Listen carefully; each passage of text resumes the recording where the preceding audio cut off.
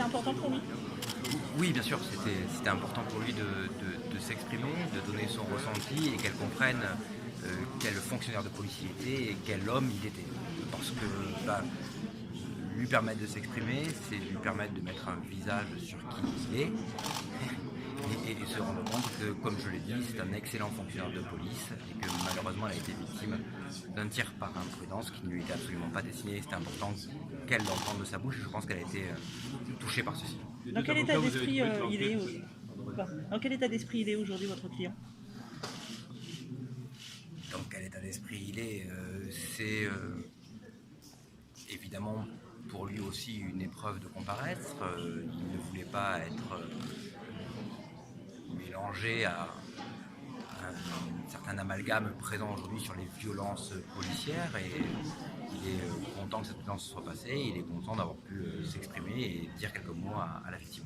Les deux avocats, vous avez souligné une enquête de l'IGPN très précise et très claire et qui aide à avoir clair dans cette affaire. Qu'est-ce qu'elle dit cette enquête de l'IGPN? Elle dit alors, moi de mon côté, je n'ai aucun doute sur le fait que l'IGPN puisse faire son travail. Certains peuvent penser que ce n'est pas le cas. Vous avez aujourd'hui, tout le monde a aujourd'hui une démonstration très claire que le travail a été bien fait.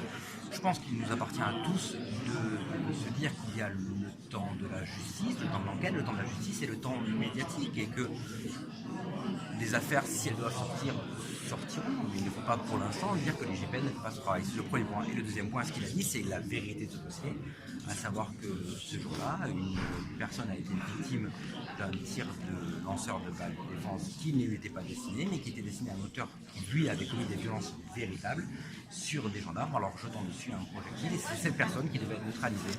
Et malheureusement, c'est un accident, et cet accident a eu des conséquences pour Madame Lola Villabriga. C'est un acte involontaire. Ça peut pas être le débat de ce type d'arme aujourd'hui dans cette cour? C'est pas ici que ça se tient? Y a-t-il un débat sur ce type d'arme? Mais alors, moi, ce n'est pas à moi de vous dire s'il y a un débat ou non sur ce type d'arme. Je ne pense pas qu'une enceinte judiciaire soit propice à un débat sociétal ou un débat médiatique. Une enceinte judiciaire est là pour un débat judiciaire. C'est ce qu'on a eu aujourd'hui, mais certains ont pu aussi s'exprimer sur d'autres points. Merci. Merci.